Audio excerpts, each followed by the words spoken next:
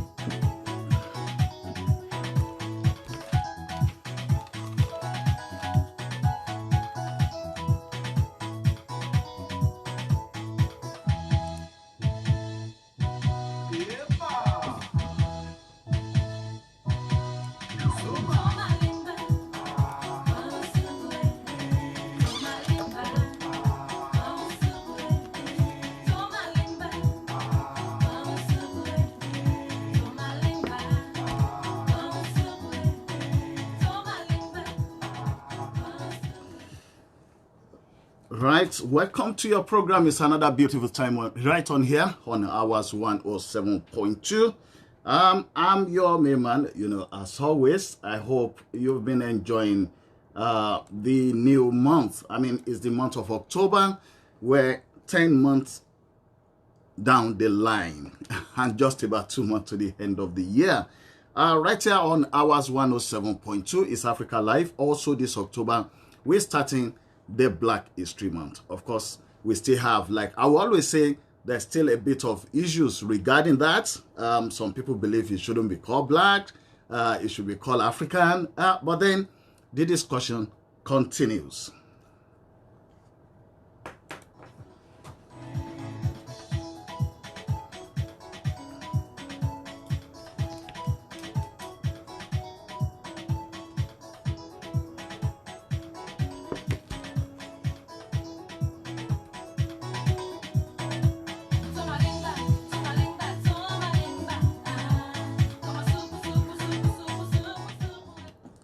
All right, many thanks to the last team. That is Awaz Amazia. They will be right back here next Saturday, same time, same station. So tell me about what it will make and leave me like oh, hey, oh man, the shape is never one for enjoy me like oh, hey, advance for me body, papa, me no come for push story. Shake your body, titi, no follow nobody. Push, this one is some family.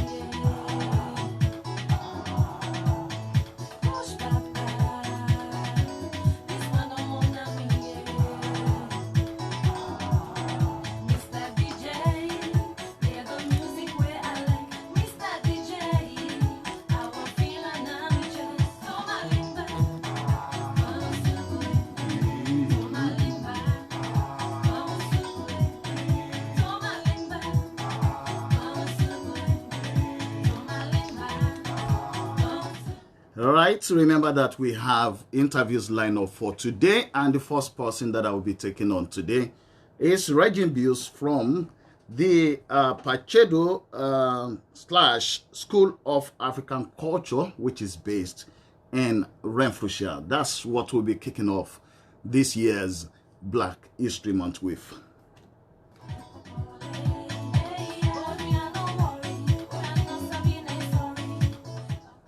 Remember that if you want to get across to us on this program, you can send your message to 079-500-80706. That is by text.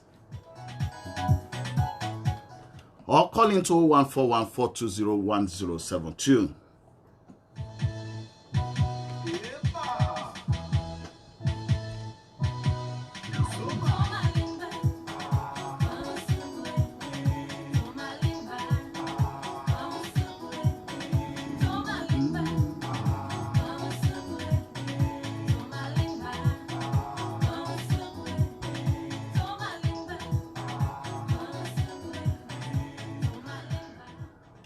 All right, so that's time for us to kick off with the interview. She's right in here with me in the studio. Let me just get her in.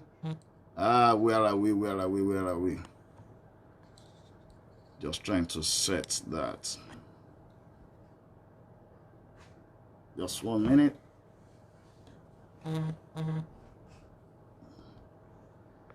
All right. Okay, let's we'll kick off then. I'll get that sorted. And good morning to you. Good morning. Right, thank you for coming in. Thank you for having me. Thank you very much. And kicking off, who is Regine Bews? Regine Bews. That's packed. Yes, it has to be known that I have an African name. So Luzolo is my African name. Who am I? I was born in Congo Brazzaville. Yeah. From a woman who was half from Congo Kinshasa and half from Sierra Leone. Okay. And my father actually is from Angola. Okay. He made me a girl from what we would say Congo Kingdom, because as you might know, we had, as Congo, we had a kingdom which was going from Angola, Gabon, what is Republic Democratic of Congo today, and then Congo Brazzaville. So it was a great kingdom with about 8 kings. Very organized kingdom. So I come from that kingdom, and also I'm of Congo tribe. Born in Congo Brazzaville, and having all this background with me, it's not always easy to know exactly where you are from. So I always have difficulties when people ask me, where are you from? Because all of these countries come to me, and then I think I'm tempted to say I'm from Africa. Yes. I'm from Just Africa. Generally. Yes. Okay. Right. Yeah. Yes, and I'm a mother. Great. I have a son and a daughter. Great. Yes, and I studied. My background, I mean, I've got so many backgrounds. I've studied law, and then I studied education, and just recently I got I went for a master's in project management. Okay. Great. Thank you. That is Africa combined. It does happen to a good number of people from African community where they come from different parts when they actually have to trace their, some people will call it ancestry, but then mother side, father side, and it goes on and on like that.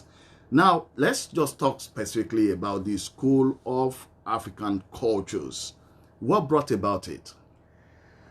I can picture myself again those days when my son, when I pick him up from school and then I'm preparing the meal, and then he starts asking me questions about Africa. Do you have houses in Africa? Is it true that in Africa we live in trees? Oh, I wouldn't want to go to Africa because Africa is poor. There is no bed. I mean, after a while, I started thinking, this has to be sorted out. And then I was feeling as well that I didn't really have the time to sit with my son and talk about our roots, talk about where we come from, talk about Africa. And this idea of having a dedicated time came in my mind. And secondly, myself, although I'm from Africa, I'm from African parents. Very early, I left Africa to go to Europe with my family and study. I was about 8, 9, and came back to the Congo. I was about 20, completely not African at all, and despising anything that was to do with Africa. Yeah. I thought that it was time to do something in my little corner, to have a platform where myself I could learn, because I still have so much to learn, and we could get our children, Black African children, to learn about where they come from, their identity, their culture, our values. So this is how it came about. The African, that's the School of African Culture. Where is this based? It's based in Renfrewshire right now. At the moment. Yes. Okay, you've had some sessions with the children. Yes. By your own assessment, how will you rate the participation? Before talking of participation, maybe I want to talk about what we do. Oh, okay. Yeah, that would be great. So, before the pandemic, we were already meeting. We're meeting once a month, because this is the way I wanted to start it with all the, how busy we are. Okay. So I couldn't, being on my own with just a couple of volunteers, I couldn't really think of having it weekly. So we were meeting monthly. Okay. What I've done was I started, obviously, teaching them about the fact that Africa is not a country. It's not a country. It's a continent. Yeah. So we explored a little bit this idea of many countries, many cultures, many tribes, many languages, and also to address the problem of poverty. I had to explain to them that actually, Africa got it all in terms of mineral, in terms of nature, but it's just the economical and political system right now which is making Africa poor. I think our children, they have the right to know what is happening right now. Definitely. And also I started thinking of having guests around. I remember you were one of the guests where you taught them about how beautiful the black skin is. I've invited also Ginganche from Cameroonian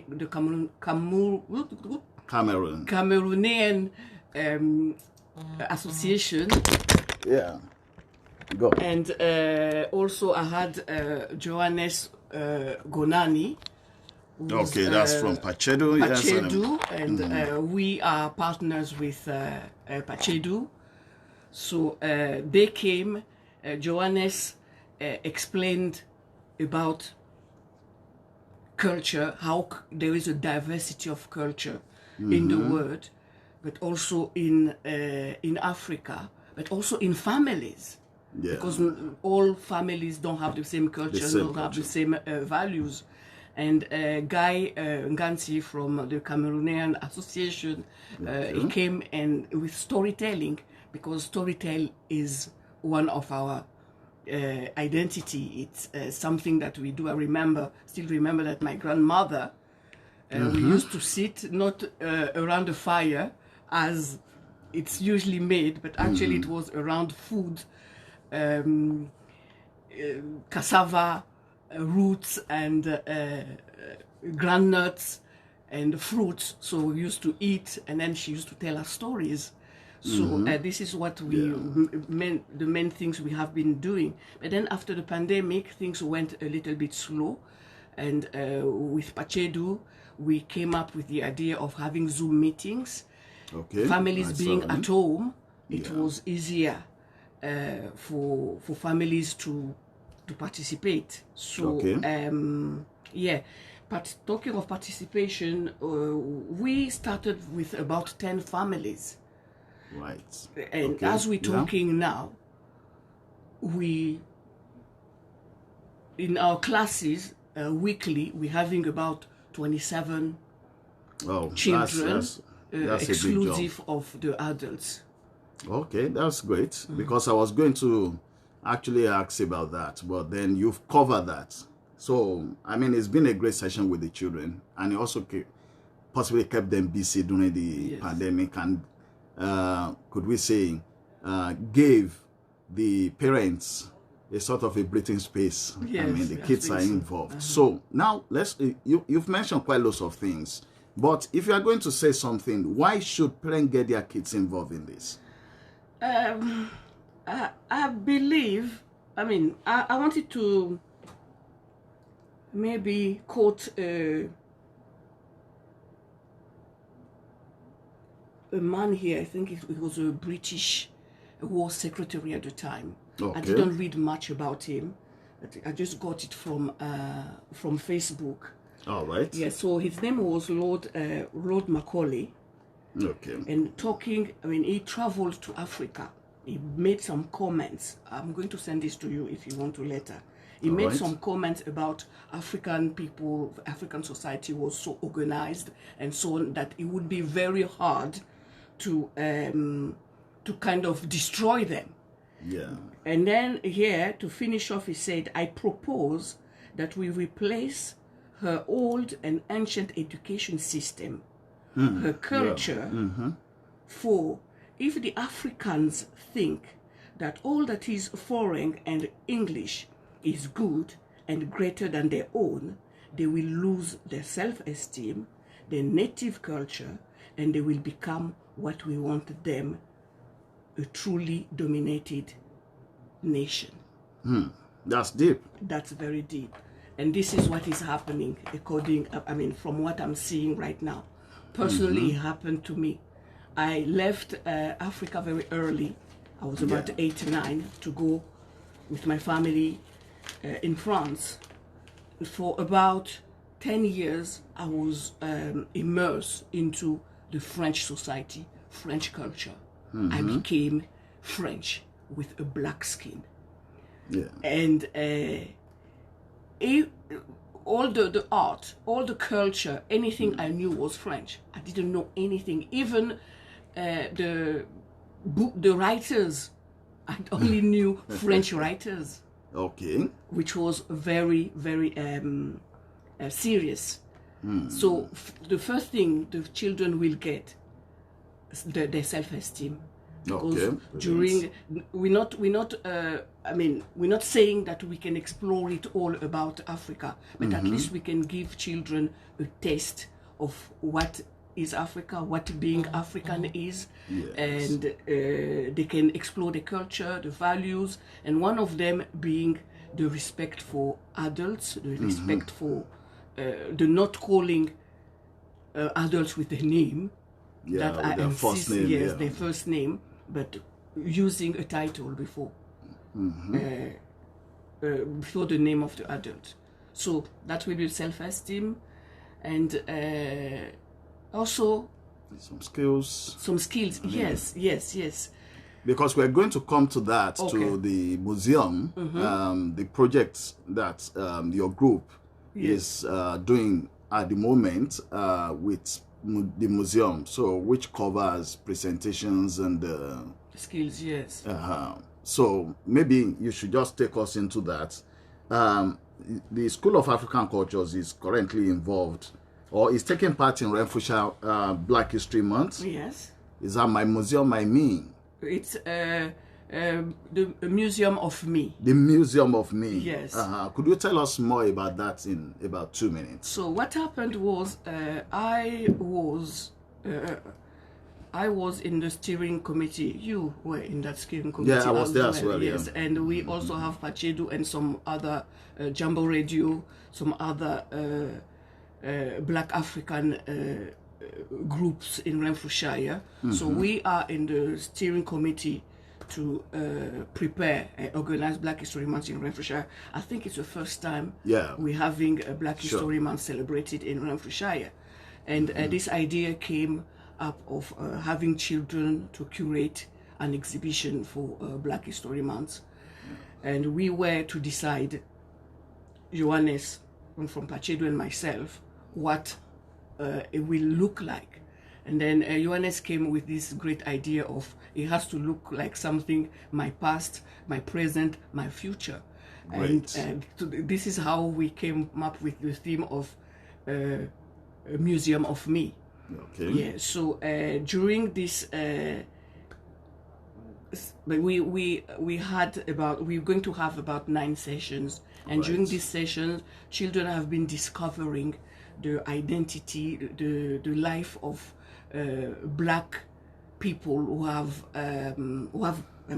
icon here in the UK generally, in Scotland in particular, the like of Peter Bennett and Mary Seacole. So they've been learning about their identity, and in the meantime thinking of their own identity. So they are in the process right now of creating a piece of work where they're talking about themselves. Okay. Yes. Great. So this will be, how could people, how could people connect with this program? I think this morning I sent you some. Those ones I think, I've seen it. Yes. I will put that one. But then, what are the specific dates? So today. Yeah. Today is when, was it today or yesterday that Black History Month was launched all over the world? Yeah, it was yesterday. It was yesterday, yes. So on the 15th, this is when the exhibition will be launched on Renfrewshire Council website. Yeah. Renfrewshire Leisure, yes. So Renfrewshire Leisure. Okay, yes, we'll try to Leisure. get the details and then we'll put it out there. Yes. Okay, because of our time, if people want to get in touch with you, what's the best contact? The best contact, I think, will be my phone. Okay, Text. what's the number? Which is 074 074 91 91 47 47 69 69 67. 67. I still have a good memory. Thank you very much, Ms. Regine Bews, for joining us today. And hopefully, we'll still get you back at some point into the studio as your School of African Culture progresses. I just want to take this opportunity to thank the families who are Great. really giving their best to get the children connected. Right now, they are my hero. Great. Because if it was not for them, this project wouldn't have worked. Yeah. Right. Thank you very much for your time today. You're welcome. And hopefully we'll get back to you at some point just to check for progress. Thank you. So thank you.